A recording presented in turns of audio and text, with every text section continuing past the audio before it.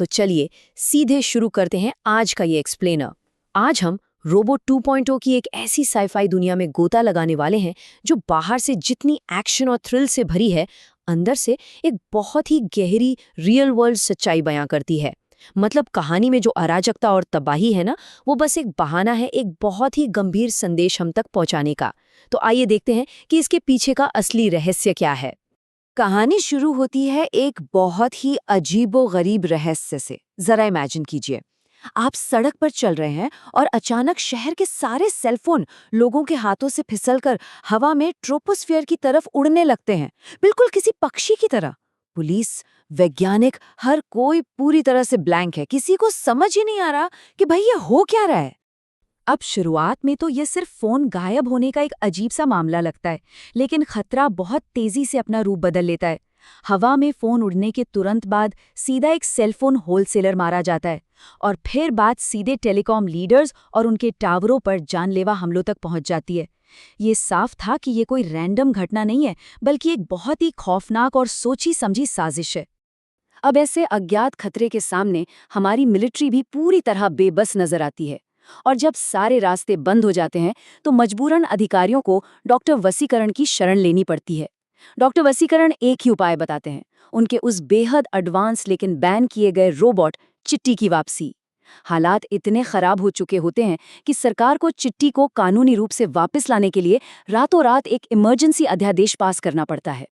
यहीं से ना ये कहानी एक टिपिकल थ्रिलर से निकलकर प्रॉपर साइंस फिक्शन बन जाती है। यहाँ एंट्री होती है एक रहस्यमयी फिफ्थ फोर्स यानी पांचवी शक्ति की। ग्रेविटी और इलेक्ट्रोमैग्नेटिक फोर्स तो हम सब जानते हैं, लेकिन वैज्ञानिकों को एहसास होता है कि इन जानलेवा हमलों और फोन्स के उड़ने के पीछे कोई एक अज्ञात फिफ्थ फोर्स काम कर रही है। अब इस पूरी साइंस को समझने के लिए हमें ऑरा यानी ऑरा के कॉन्सेप्ट को समझना होगा।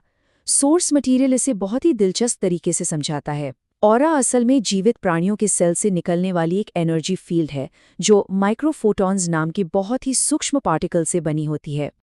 तो लॉजिक कुछ इस तरह काम करता है। जो जीवित प्राणी हैं, उनकी पॉजिटिव एनर्जी को माइक्रोफोटॉन प्लस कहते हैं, और जो मृत प्राणी हैं, उनकी नेगेटिव एनर्जी को माइक्रोफोटॉन माइनस।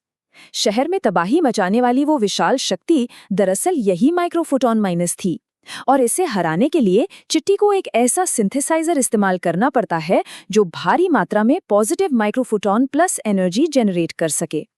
लेकिन यहाँ आता है कहानी का सबसे बड़ा और चौंकाने वाला ट्विस्ट।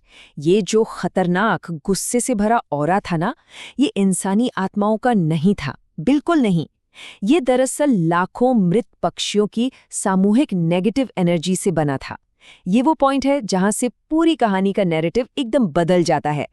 और ये सच हमें ले जाता है कहानी के मेन विलेन प्रोफेसर पक्षी राजन की दर्दनाक बैक स्टोरी की तरफ।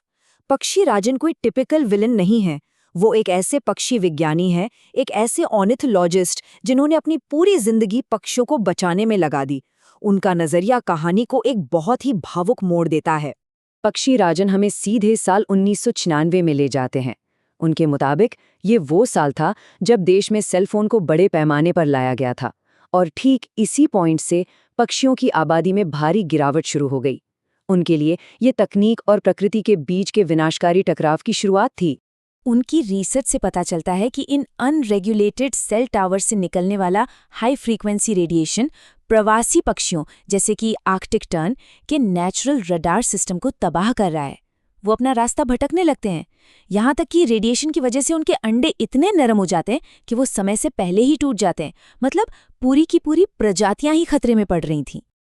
अब अगर हम दोनों पक्षों को एकदम निष्पक्ष रूप से देखें तो एक तरफ टेलीकॉम इंडस्ट्री का तर्क है कि इतनी विशाल आबादी के लिए कनेक्टिविटी ज़रूरी है, इससे इकोनॉमी ग्रो करती है, और उनके पास ये कहने का ग्राउंड है कि रेडिएशन से पक्षियों के मरने का कोई 100% सॉलिड साइंटिफिक प्रूफ नहीं है।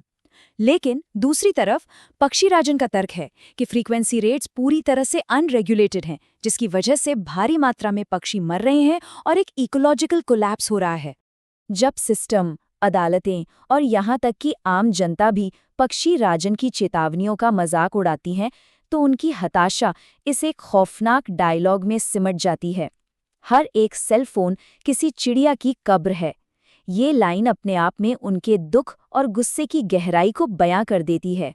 लोगों की इसी बेरुखी और अपने गहरे दुख ने उन्हें अंदर तक तोड़ दिया था, और इसी पागलपन में वो कसम खाते हैं कि वो उसी तकनीक और उसी रेडिएशन का इस्तेमाल करेंगे जिसने पक्षियों की जान ली, ताकि शहर के हर एक सेलफोन इस्तेमाल करने वाले इंसान को हमेशा के लिए खत्म कर सकें। एक तरह से ये सिस्टम के खिलाफ एक विनाशकारी प्रतिज्ञा थी। अब क्लाइमैक्स में इस प्रतिशोधी और विशाल शक्ति को रोकने के लिए चिट्टी को अपनी लिमिट्स क्रॉस करनी पड़ती हैं।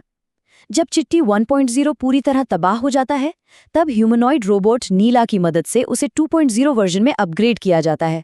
और फाइनली इस जंग को जीतने के लिए छोटे छोटे माइक्रोबॉट 3.0 के झुंड को मैदान में उतारा जाता है, जो एक बहुत ही शानदार विजुअल एक्शन क्रिएट करते हैं।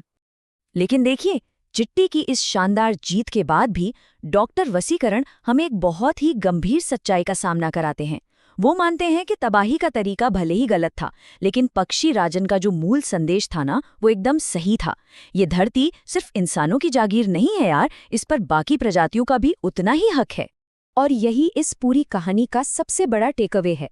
तकनीक का असली मकसद मदद करना है, अपने स्वार्थ के लिए प्रकृति को नष्ट करना नहीं।